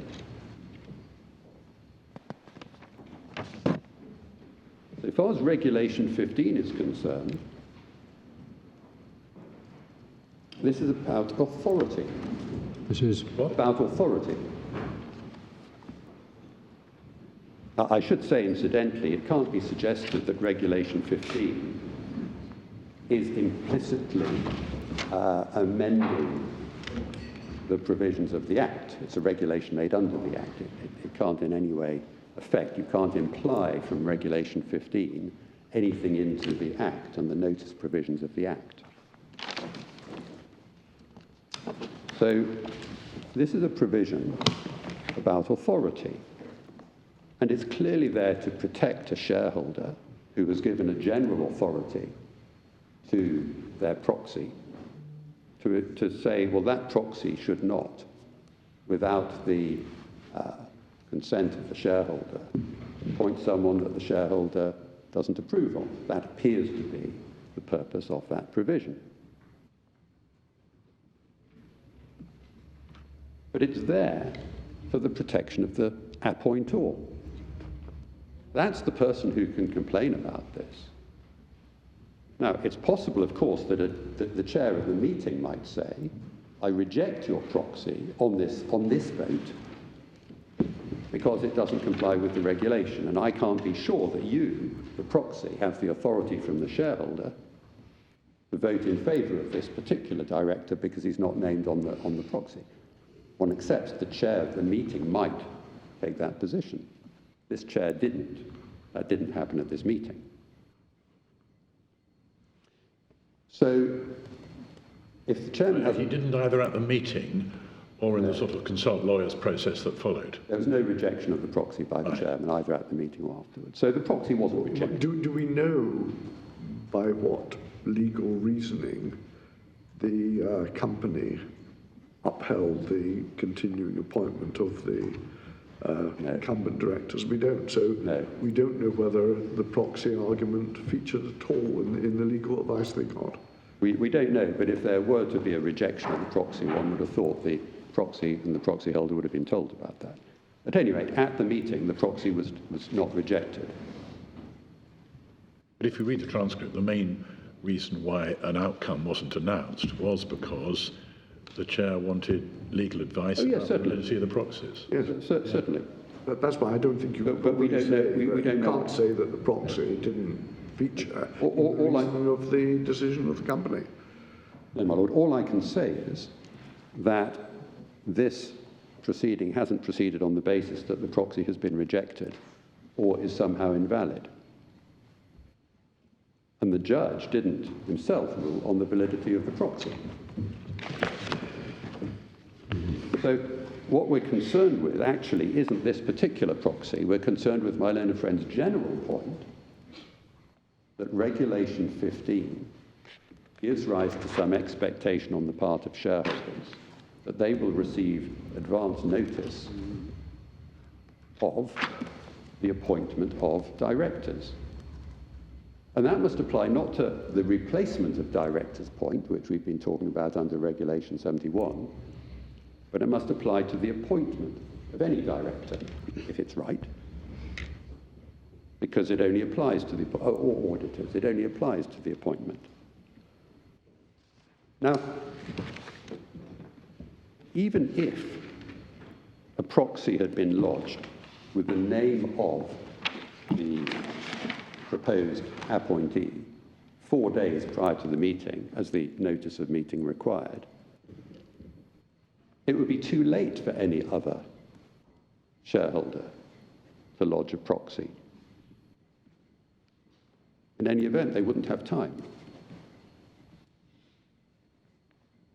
You mean a non-voting shareholder? Yes, a non-voting shareholder. You could amend your proxy probably, but if you're a non-voting shareholder, you couldn't lodge it. Yes, quite. You couldn't lodge a proxy. But you could turn up to the meeting and ask for an adjournment of it. In person. Yeah. In order to deal with the new proxy. You would have to attend in person. Yeah. If you could attend in person... well, I think that one of your proxies, if all they wanted to do was ask for an adjournment to give the shareholder the opportunity to consider this new proposal, could ask for an adjournment because... Yes. Because that's covered by the general power in Regulation 14, I think. Of course. And if one thinks about it, what would have happened if the chairman at the meeting had rejected the proxies? The holders of those proxies would say, well, all right, our proxies can't be used for this purpose, but we can vote to adjourn the meeting and they could have done that. And Maud's quite right. The proxy isn't bad altogether. It's only bad on one particular form of business. And if the chairman rejected it on that, the holder of the proxy could say, OK, well, I'll go and get authority, and I'm going to propose an adjournment of the meeting, and the meeting would vote on that. And all the defective proxy holders, if you like, could have voted to adjourn the meeting and would have been in a majority. Yes, in fact, I was putting it not in respect of someone that had put in one of the defective proxies on this theory, but you were making the point, well, if a proxy form with nominating directors is put in 4 days before, other shareholders could not vote in favour of those directors because they're outside the 4-day period. What I was suggesting is that may be so, but they would be able, either themselves or through their proxy at a meeting, to ask for an adjournment of the meeting to give them the chance to think about whether they would like to vote for these people that have been put forward. Yes, certainly. But those who hadn't put in a proxy at all for the meeting, if we're concerned with then they'd have to turn up in person. They'd have to turn up in person. So if they put in a proxy, which is a general proxy, their proxy can do it, otherwise they would have to turn up. Yes. So This was a meeting taking place in Beijing. Yes. And the shareholders are distributed all around the world? Yes, that's right. And as I think my learned friend said, the registered shareholder is in fact a depository. Now, but what my learned friend is trying to do is to use Regulation 15 to make some general point about expectations as to notice at meetings. So if one thinks in general terms about this, a company where shareholders attend in person can vote as they wish on the floor. So if we're just looking at the law, the Act and the regulation taken together, is Regulation 15 intended to affect the notice provisions, the notice that someone is required to give? Well, it can't be intended to do that because it only applies as between the proxy holder and the proxy. When we're looking at the question of notice to remove directors, my learned friend says you can't give notice to remove a director, notice to appoint a director, save if advance notice of that person has been given, notwithstanding the provisions of Section 109. But of course, for the run-of-the-mill company, if you like, where shareholders may attend in person, it simply wouldn't apply. The assumption is that shareholders only ever attend by proxy, and that of itself gives rise to some sort of expectation. So there are two regimes. There's one for companies where people attend in person, and there's one regime for companies where people attend by proxy. And somehow this personal position, as between the appointor and the holder of the proxy, is intended, my learned friend says, to give rise to some expectation on the part of other shareholders who haven't appointed the proxy and who've expressed no interest in attending the meeting thus far, that they should be told, they would expect to be told, because of Regulation 15, it would come to their attention. And the answer is it might come to their attention, but it would be too late to do anything about it if it was a company where everyone attended by proxy. And if it was a company where people attended in person, then it makes no difference in any event. And there can't be two regimes. There can't be a regime for notice, depending on whether or how many people attend in person or by proxy. That can't form the basis of the notice requirements, given that the notice requirements are set out in the Act and in the bylaws. How is it that Regulation 15 overlays the bylaws and the Act? It simply can't do it. It can't give rise to any expectation at all.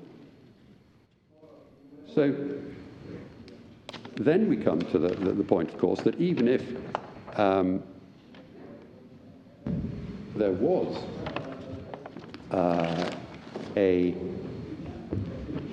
an expectation. In this case, there's been no finding that that expectation hadn't been met.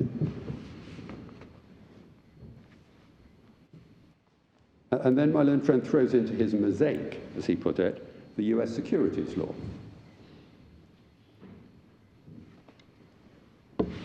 Now, if it's the case that the US securities law does form part of some broader expectation of the company because it is NASDAQ regulated, and that does affect matters, the only expectation that one would have is that the US securities law would be complied with.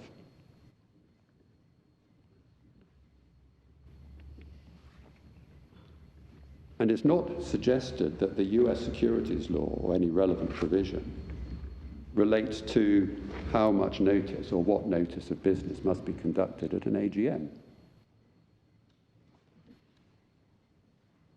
The complaint that is made is, well, the US securities law deals with combinations of shareholders. But let's take one shareholder. If an individual shareholder wishes to vote, to propose a resolution to remove a director or appoint other directors at an AGM, and decides to do that itself, attends the meeting and proposes that resolution, what does the US securities law have to do with that? And the notice, so far as other shareholders are concerned, is exactly the same. So the requirement to give notice of your intention to remove or replace or appoint a director can't turn on whether you're acting as an individual shareholder or whether you're acting in combination with other shareholders.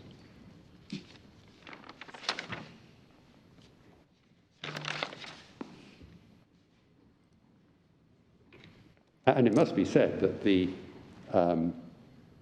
references by the learned judge below to the US, to the company being on NASDAQ and so forth, is in broad terms.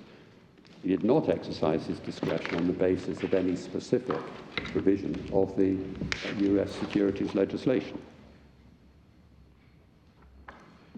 He left that entire issue off to other proceedings. So,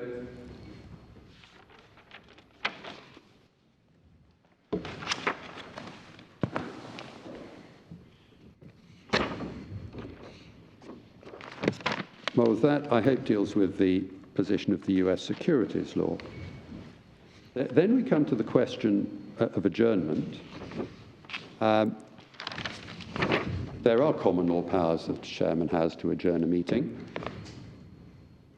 They weren't exercised in this case.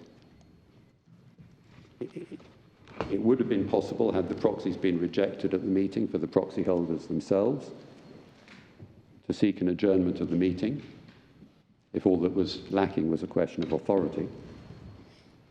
But again, that didn't happen. So we have to deal with the position as is. The company did seek, by injunctive relief, another meeting. It didn't get that. So again, we have to deal with the position as the judge found it. Did you say the company sought the... I'm so sorry, what claimant? Yes, the claimant sought. Now, the overlay that it is said that my Lord have indicated Mr. Potts is saying should be laid upon the statutory regime is entirely unnecessary, because Section 109(2)(a), which is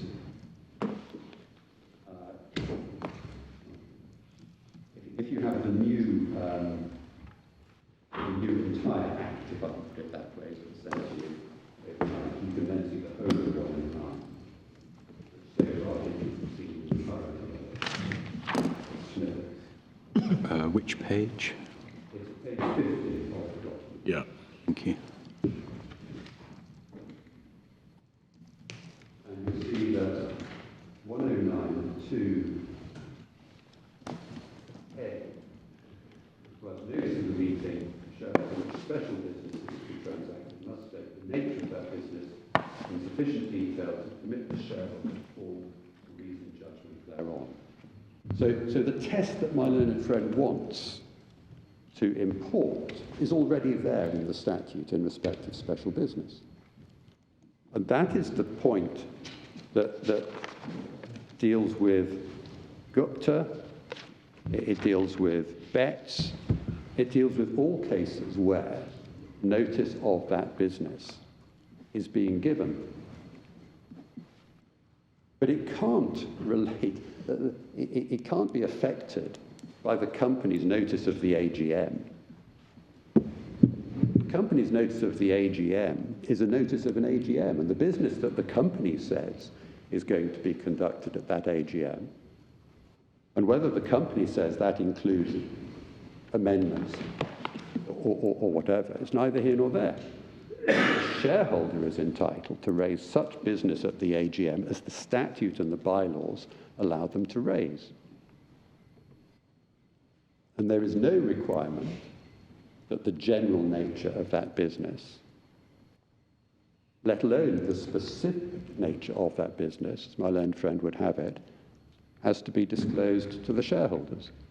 They must be aware that at the meeting, directors can be appointed, removed, and replaced. And if they choose, knowing that, if they choose not to attend the meeting in person or by proxy, they do so in full knowledge that decisions may be taken regarding the board of directors, and they have chosen not to take part in that decision-making process. If they've chosen not to take part in that process, they can't complain later that something happened which they didn't see coming.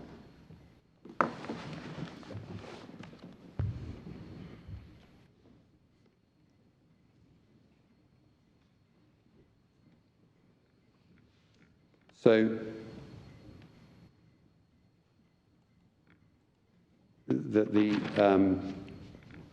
my learned friend complained about our statement that the judge below had found that the meetings were conducted lawfully. We perhaps should have been more precise. What the learned judge said at paragraph 28 was that there had been no technical breaches of Antigua law. That's what he said. And if there were no technical breaches of Antigua law, then there were no breaches of Antigua law. My learned friend said, well, it's a matter of discretion, and the clean hands doctrine applies, but that's an equitable concept. You have to find a lack of equity to apply a clean hands doctrine. And what he failed to do is to point out any lack of equity here. The learned judge didn't like the way that his shareholders behaved. But it wasn't for him to express a view as to whether he liked them or not. Unless they were acting inequitably, they were entitled to act as they did, and they were entitled to the court's assistance in doing the two things that they were asking by injunction: remove the existing board, that's what they asked for their relief, and declare that the new board has been appointed. And the learned judge did neither of those things.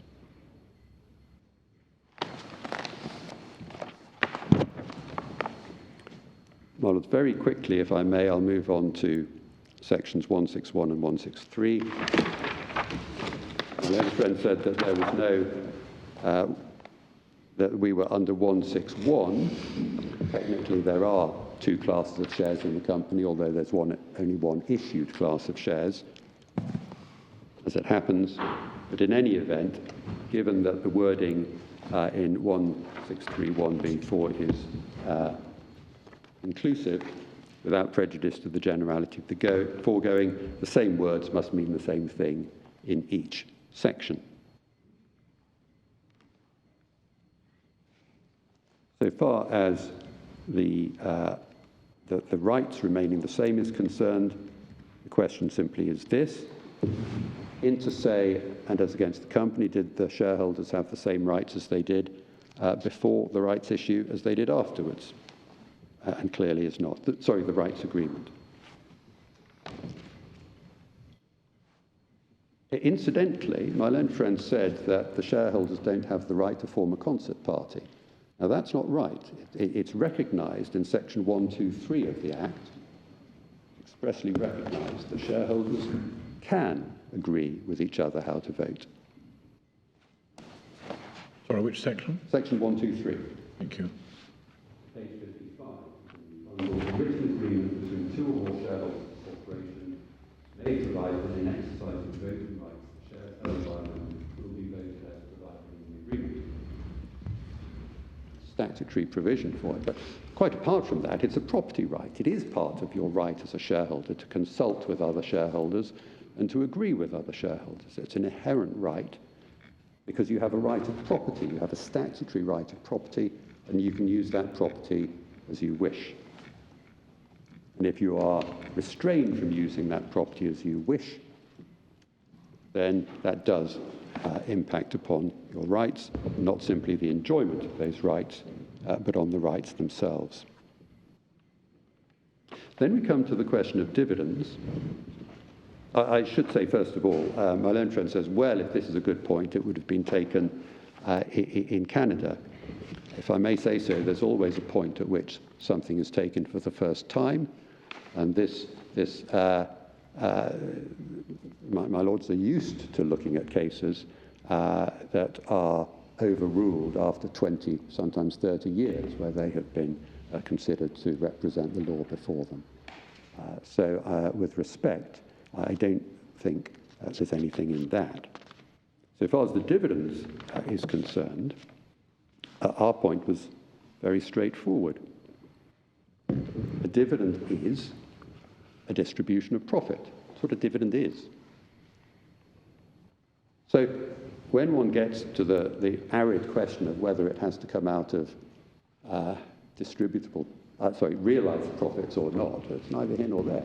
It's a distribution of profit. And quite simply, we say that that has to be an accounting process.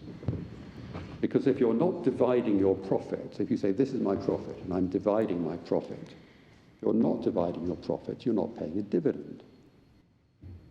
It's a calculation. And you satisfy that dividend, use it by paying up shares. Section 52 says a dividend may be paid in fully paid ordinary shares, cash, or property. A dividend is paid. It's a sum of money. It's representing a sum of money. And it comes out of your profit and loss account, and you distribute a dividend. That's what it is.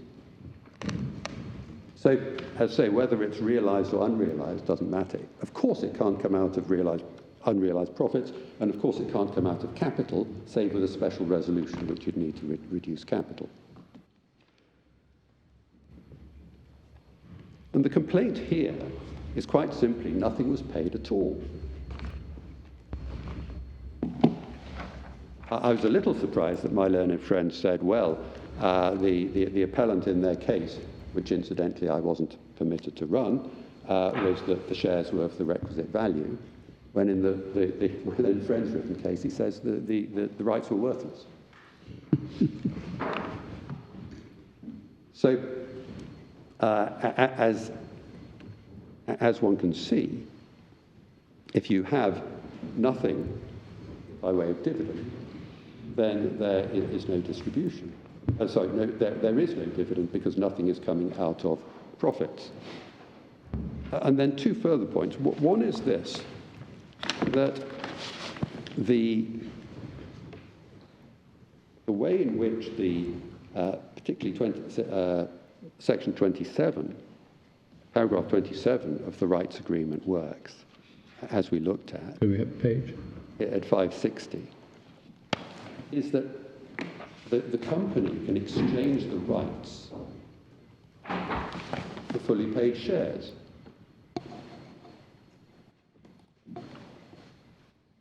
So, by magic, what happens is that the company issues the rights. When the rights are triggered, it then swaps those rights for a fully paid share. And it's paid, the share is paid out not from distributable reserves, but from the right itself. It's swapped back. Sorry. No, I'm not sure I follow that. The board exchange common shares for all or part of the rights. Yes. But I mean, that involves the issue of shares, Yes. which will have to be paid up Yes. out of The rights. profits. No. No, how do you pay out of the Rights. Because I don't think any money is coming from the rights. No.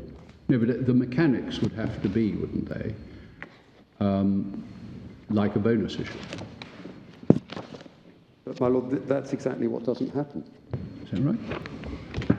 If one looks at 560, 27.1, Yeah. the last 4 lines of 27.1, any common share issued at the direction of the board in connection herewith shall be validly issued, fully paid, a non-assessable common share. And the company shall be deemed to have received as consideration for such issuance a benefit having a value that is at least equal to the aggregate par value of the shares so issued. But that doesn't work, if you see what I mean. Right. I mean, that's a sort of funny way of putting that they'll have to be paid out of reserves. Yes, but if they're paid up out of reserves, that can only be by way of a dividend on all the... It's I keep forgetting the section, but they would rely on that section of issuing shares as fully paid.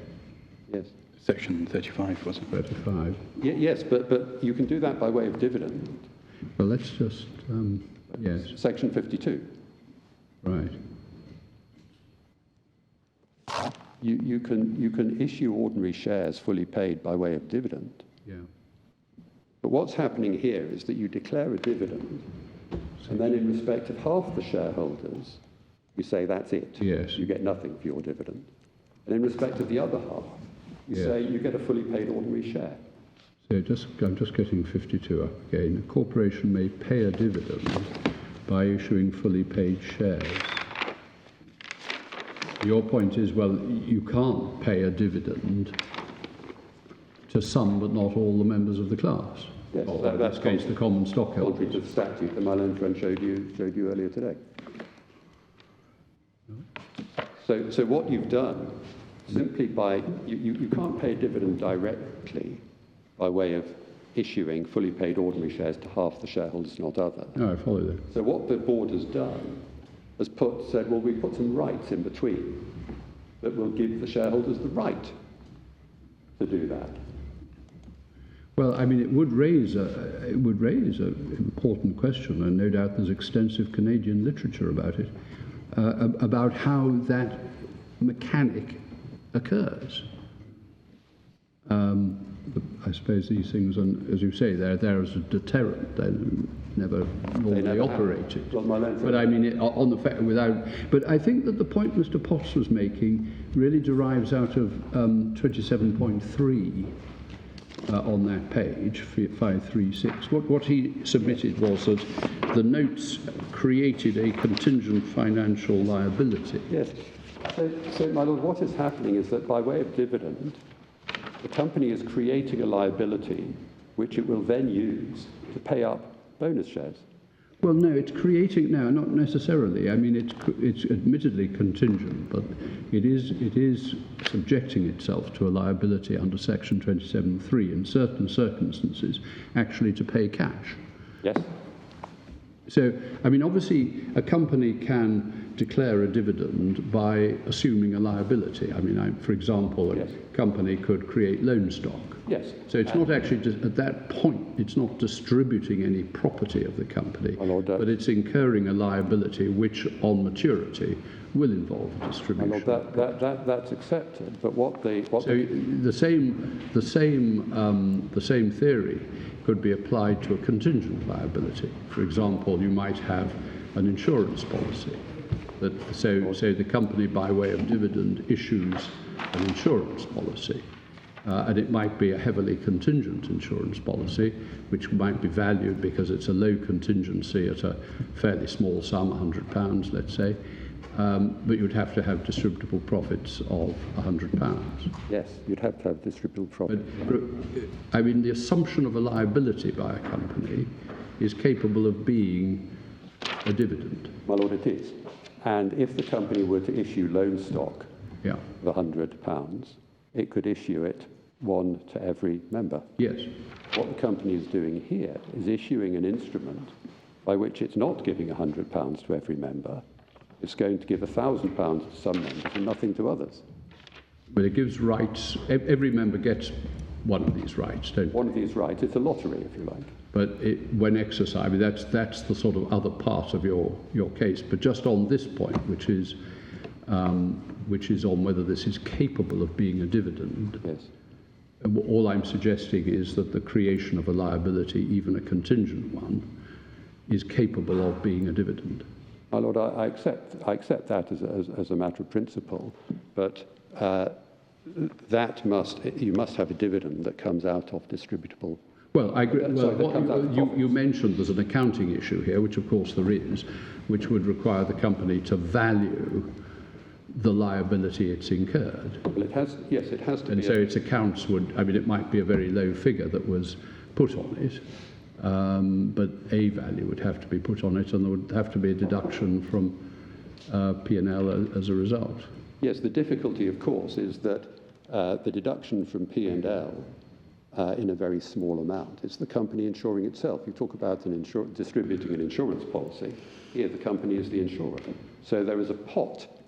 It's rather like the company distributing lottery tickets for a lottery to scoop the pool on the company's distributable reserves. Yes, you gave that example in your... Yes, you could say each one. No, I understand that. I Virtually think nothing. you were So making a really- slightly different point, that these rights, even if they didn't have this discriminatory effect once exercised, were incapable of being a dividend. And all I'm saying to you is that arguably they are.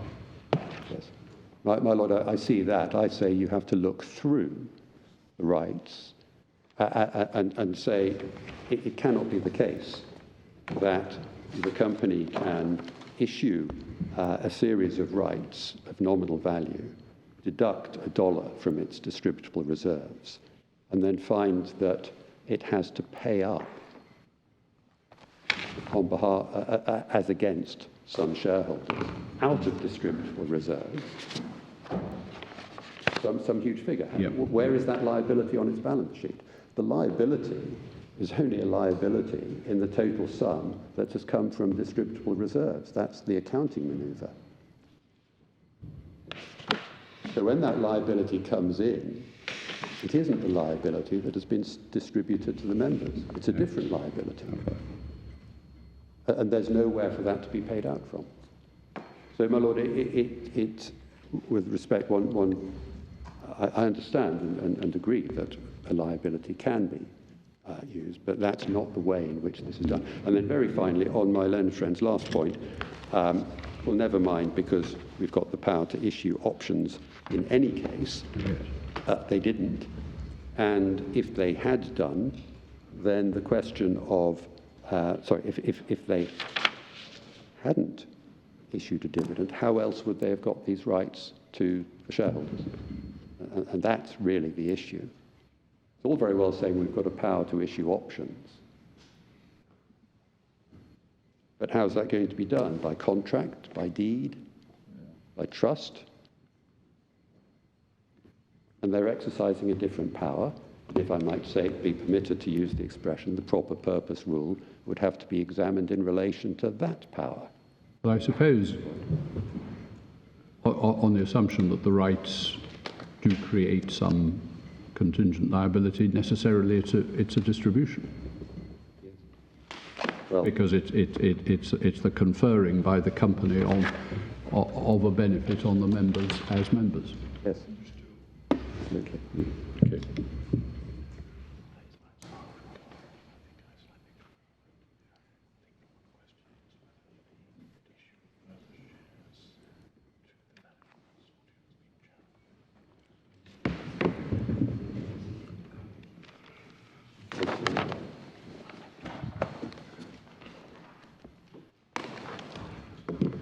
My lord,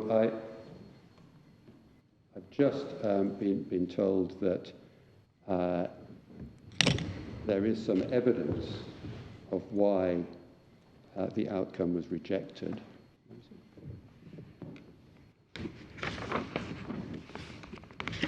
Page 305, bundle, paragraph 14.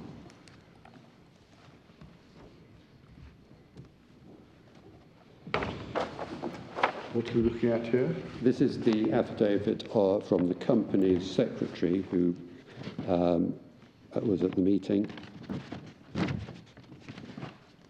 Guang Yang, third affidavit of Guang Yang, and she has given some evidence at paragraph 4. So it's really the trigger, Yes, it's the trigger. not an invalidity of the proxies. No. I see.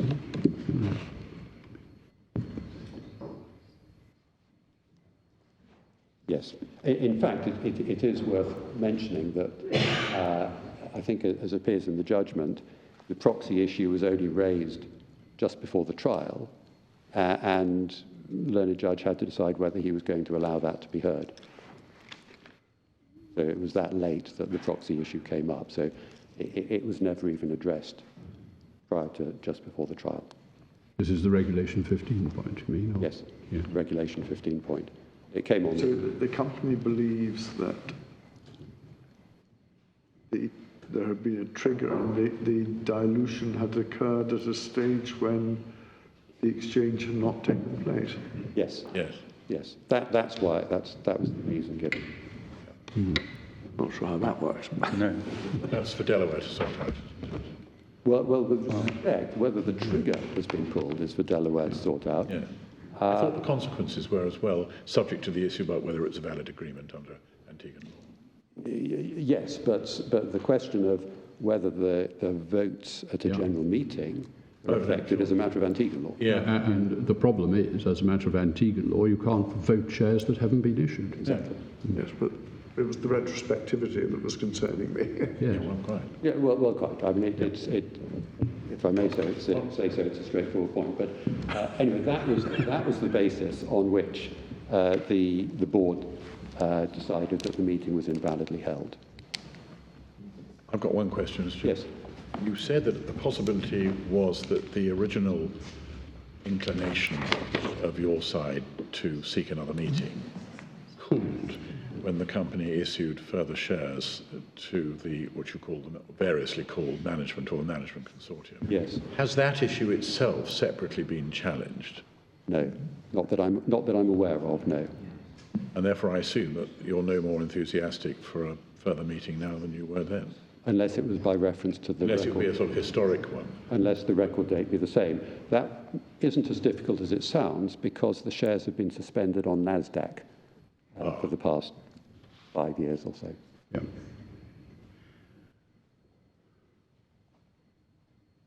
So there hasn't been trading of them.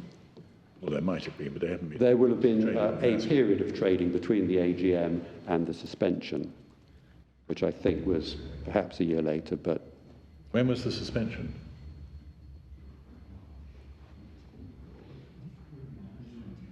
February 2019, I'm told. So there might have been a year of trading. So it's quite likely that the shareholders, as at the time of the AGM, are not all of them will be shareholders now. Not all of them. It's possible that. So that Off-market trading. Sorry? There's been off-market trading. I'm told there's been off-market trading, Yes, quite. Yeah. which of course is also possible. yeah. Okay. So yes, there won't be an identity of shareholders. Mr. Chivers, I just had a very small point that you told us that under the SEC regulations, it applied when there was a combination rather than one member. I think you said something to that effect to us. Yes, you said the securities laws are concerned with combinations, not single shareholders. That's the note I've got, but having looked at the SEC ruling, they say that Section 13D requires any person, including a group, Yes, to give a statement. if you're over the relevant threshold. But you could be one person. It doesn't matter that you're not acting in combination. No. You have to give notice of your holding of the shares. Yes. Sorry, it was just that one. It was a small point, but you weren't suggesting it didn't apply to a single person who got more than 5%. No. If you've got more than 5% shares, Yeah. you have to say so. I misunderstood what was being said. But that's all that any other shareholder knows. Well, no, because you have to say if you're planning to change the board. I'm sorry. Yes, that's right. If you're of the requisite, if you're of the requisite size. Oh, indeed. Then you are. If you're not, then you're not. No. Then you're not. So that would depend on. So yes. If you were to succeed on the AGM point, or the AGM group of points, is the relief therefore what you wanted from the judge, namely a declaration of some kind that the new directors were validly appointed, that the incumbent directors have been imposters ever since? Yes. Right. But nothing else? That's right. Well, my lord, the relief below that was sought also included a declaration as to the validity of the acts of the directors in the intervening period. But I think that's too complex a matter at this stage of the day to and with the passage of time. To ask you for. I think that's something that would have to be resolved subsequently. Yeah. But the two key declarations that the alternative slate was appointed and the other directors were removed, save for the one who was not the subject of the removal application. My learned friends urge first. Only if you've finished. Yes, I have. Well, just a point of correctional clarification on the evidence, the point of evidence about the witness, the affidavit of the secretary that was referred to. Paragraph 16 was dealing with the question of which you were grappling with the retrospective point. But it goes, 14, but if one goes on 16, this is page again. it's 305. That the reference to the consultation with counsel, there was then, the point was that it was then that there was invalidity later. It's at paragraph 16 as well of the ballot. The ballot rejection. The Orbimed ballot, of the ballot, yes. was invalid. Yes. 14 was dealing with the retrospective point. I see. But As I understand, it that's goes on on. wider AGM grounds rather than the validity of the proxies. But it goes, the rest, I'd suggest just to read the rest of the statement because it's not just, it certainly isn't just 14, it's 16 and onwards.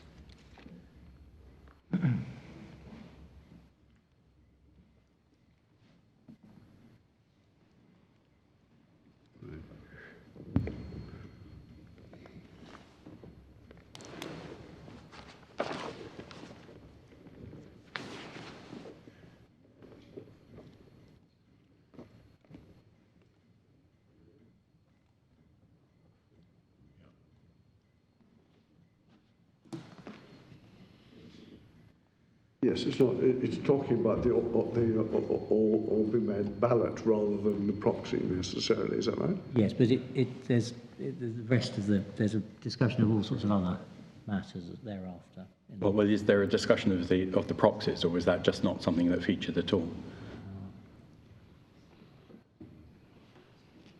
Not in that, can't see the word proxy in the passage. Oh, yes, if you read on, they talk about section 71. But it was, I mean, the issue was live. It was live at trial. Yes.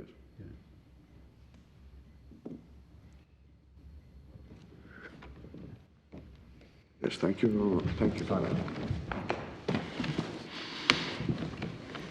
Well, the board is very grateful to counsel for their skillful submissions in this perplexing case, and to those who have assisted counsel in the preparation of their submissions and also in the preparation of the papers for this appeal. The board will take time to consider what advice they humbly tender to His Majesty.